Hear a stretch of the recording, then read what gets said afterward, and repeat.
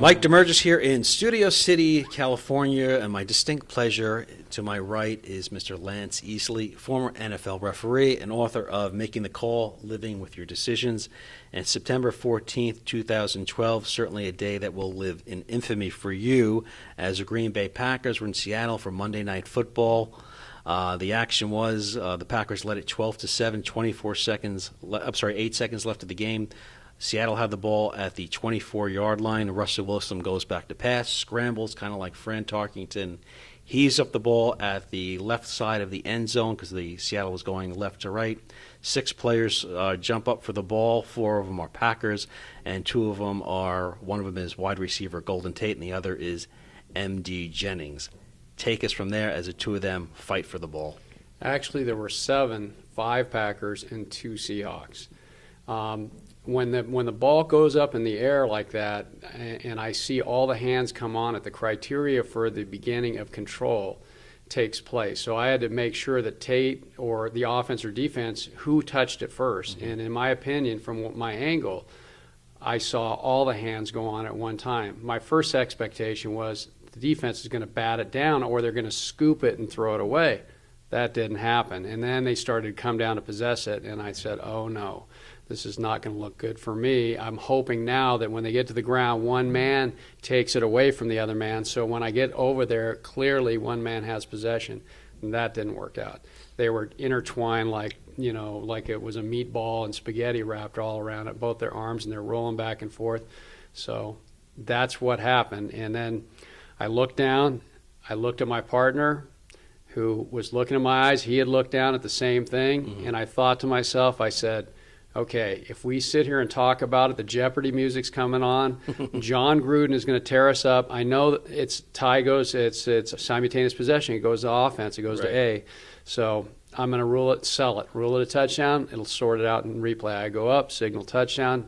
My partner does stop clock, and to talk about, which is the normal procedure that we would have done. And that's something I talk about in my book, that that's something that I wish I would have done in that instant, instead of allowing what John Gruden was going to say or, anything else that was going to take place influence me to sell it. I still had that call. I still was going to make that call. It just would have been delayed. And talk about the noise level going on. It's over 68,000 fans. 16 million people are watching this. Certainly, when you're trying to concentrate on something, the noise level affects your decisions as well, and you're trying to get all this going on. And this was a long play by NFL standards, 8 seconds. For me, the noise really, I think, more affected the offense, the Packers. On that play, it was quiet during the play. It was erupted when I went up with it. So the home team always has the advantage in the NFL because they have, the crowd's going to make noise and try to disrupt the quarterback and the signals. And that's what was extremely loud. Seattle, and I worked dome stadiums, and I was amazed at how loud it was. And I went for the world record when they did it with New Orleans, and I was right there where Guinness Book was, and it was not as loud as it was where I was on the field. So they would have had a bigger record. They may have been at 190 decibels or 200. I don't know. It was deafening. So euphoria breaks out. Seattle wins it 14-12. What are your thoughts as you're going through the tunnel there? Did you think, okay, this is the end of the game? No big deal. Next week we'll be back for week 4. Well, before that, we had the instant they had to verify the call on instant replay, and which you were justified that they said exactly. It was a touchdown. The so it shouldn't have been a big deal, right? Yeah, the place went absolutely nuts. And then we had to go get the Packers to bring him back on the field for the extra point. They went in the locker room, which was my locker room, which I was not going in. We switched around, which is probably a wise decision. My wife was probably happy about that one. Anyway, we went in the tunnel. Yeah, and I think all of us in our gut knew it was such a huge event because even though we didn't know, we hadn't seen that play before, it was such a bizarre ending to a game and so kind of controversial. We didn't want controversy. We wanted the game to end nice and smooth. Right? Yeah, nobody knows somebody who Lance Easley is. Nobody knows who we are. We just walk away, and we go to next week. We walk in that locker room, and yeah, we were, we could all feel it. Then we got on the bus, took showers, and we got on the bus. I think the pool reporters pulled out our referee to ask a question, but I don't know if it was about the call. It was, I think, the delay getting the Packers back out. That was kind of a problem. Anyway, so you get to your hotel back in Seattle, right? We took the bus, and not one word was spoken. It was like a funeral. And the bus driver said, I have never been on a bus this quiet. So we get back, and then we have to go in, and we have our conference with our supervisor. And we sit down and we go through, we have to fill out all of our calls and all of our forms, and we have a post-game meeting. Which opened with prayer because it was like so intense. The whole thing was really, really intense.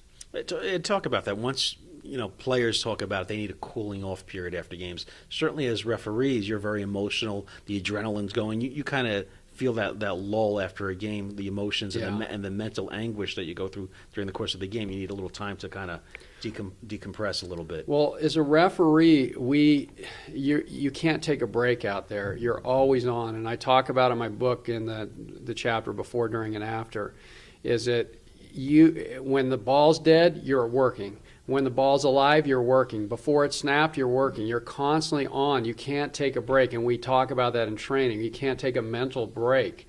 So you're on this really focused high, and then you take us who were replacement officials with the NFL rules, and we're having to sort through that. So we're considering that, and we're watching different types of enforcing rules. Like, for example, the 5-yard, I handled the deep officials.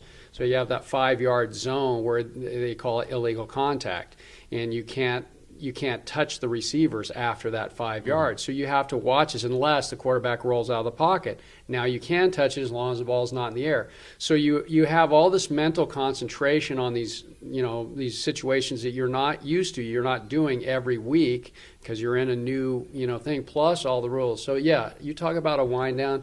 Yeah, after every game it's like, you come down, it's a rush because you're on. We're on, the whole game, especially on a close one.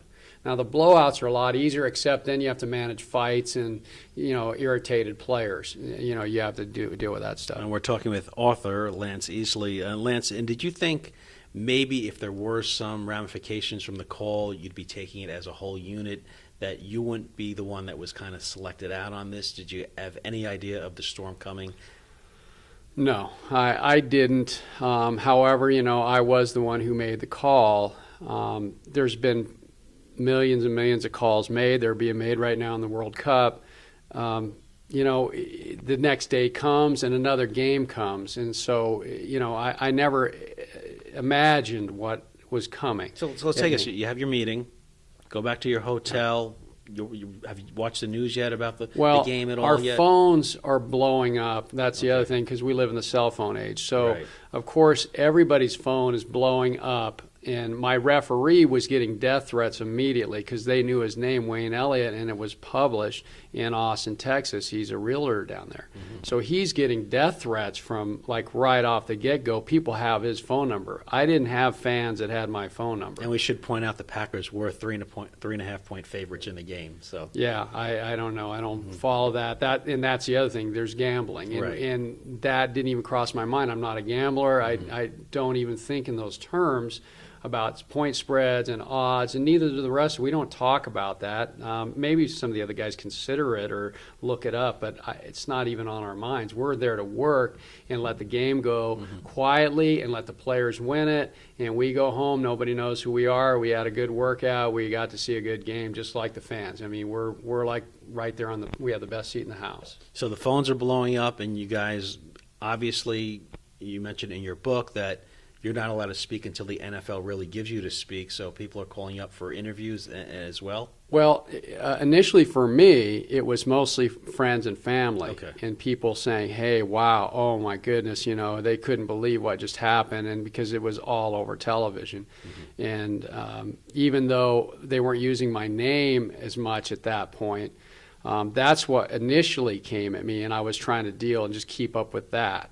The TV and the media people had called before, like throughout the season, and I just always referred them over to the league office. We didn't have to talk to him, so I say, yeah, call, the VP of PR. We'd give him his name, and they'd call in and say, whatever. We don't have to talk to you.